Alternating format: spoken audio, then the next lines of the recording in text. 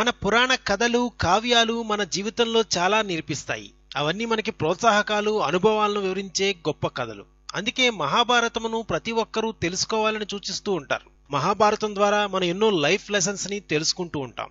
ముఖ్యంగా భీష్ముడు చాలా గొప్ప వక్త, సాహసం కలిగిన యుద్ధ వీరుడు. ఈయన బాణాలపై పడుకున్నప్పుడు యుధిష్ఠిరుడికి కొన్ని జీవన సూత్రాలను వివరించాడు. ముఖ్యంగా జీవితంలో ఎలాంటి వ్యక్తులు, ఎలాంటి స్వభావం కలిగిన వాళ్లకు దూరంగా ఉండాలి అనే విషయాన్ని చాలా క్లియర్ గా వివరించాడట. జీవితంలో సక్సెస్ అవ్వాలంటే కొంతమంది వ్యక్తులకు దూరంగా ఉండాలని సూచించాడు భీష్ముడు. మరి ఎవరికి దూరంగా ఉండాలో ఇప్పుడు మనం తెలుసుకుందాం. భీష్ముడికి తన మరణం ఏ సమయంలో సంభవించాలో తానే నిర్ణయించుకునే శక్తి ఉంది. మరణానికి దగ్గరైనప్పుడు జీవితంలో కొంతమంది వ్యక్తులకు దూరంగా ఉండాలని సూచించాడు. లేజీగా ఉండే వ్యక్తులకు చాలా దూరంగా ఉండాలని భీష్ముడు సూచించాడు. ఎందుకంటే వాళ్ళ సోమరితనాన్ని ఇతరులకు అంటేలా చేస్తారు. కాబట్టి లేజీగా ఉండే వాళ్లతో ఫ్రెండ్షిప్ చేయకండి.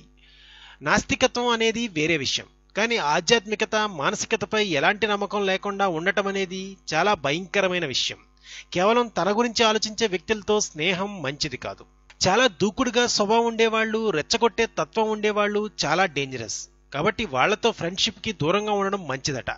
కాబట్టి అలాంటి వాళ్లకు దూరంగా ఉండమని భీష్ముడు చెప్పుకొచ్చాడు. ద్వేషం, స్వార్థం కలిగిన వాళ్ళు ప్రతిదాన్ని నెగిటివ్ గానే చూస్తారు.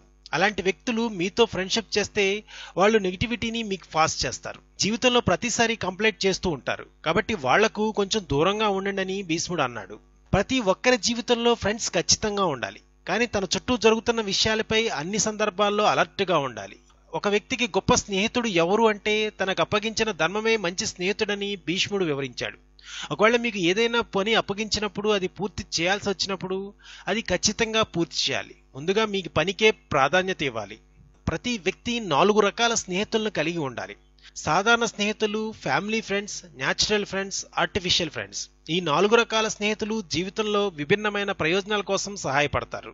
మగవాళ్లు ఖచ్చితంగా ఎప్పుడూ కష్టపడి పనిచేయాలి, డబ్బు సంపాదించాలి, తన కుటుంబాన్ని జాగ్రత్తగా చూసుకోవాలి, వాళ్ళకి మంచి భవిష్యత్తును ఇవ్వాలి. మగవాళ్లు తమ డబ్బుని చాలా జాగ్రత్తగా భద్రపరుచుకోవాలి. అది ఎక్కడ దాచిపెట్టే విషయాన్ని ఎట్టి పరిస్థితుల్లోనూ ఎవరికీ చెప్పకూడదు. ఒక వ్యక్తి ఖచ్చితంగా ఎప్పుడూ తనని సంరక్షించుకోవాలి. అలాగే ఫ్రెండ్స్, కుటుంబ సభ్యులను కూడా సంరక్షించాలి. తన కుటుంబాన్ని సంరక్షించుకోవడానికి ఎంత దూరమైనా వెళ్ళవచ్చు.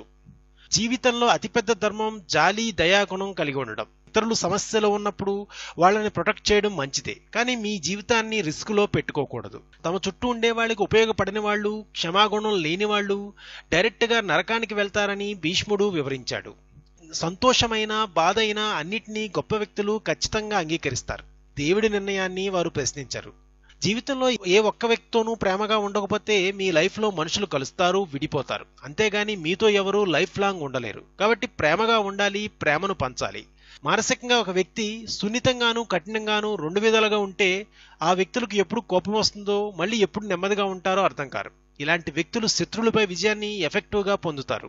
ఇతరుల నుంచి ఏమీ ఆశించని వ్యక్తులు సంతోషంగా నిద్రపోతారు. అలాగే జీవితంలో చాలా సంతోషాన్ని పొందుతారు. నిజమైన ప్రేమను తెంచుకోవడం చాలా కష్టం, కానీ ఒకసారి తెగిపోయిందంటే మళ్ళీ అతికించడం కూడా చాలా కష్టం. ప్రతి ఒక్కరూ ఖచ్చితంగా ఎల్లప్పుడూ రిలేషన్లో ఉండాలి.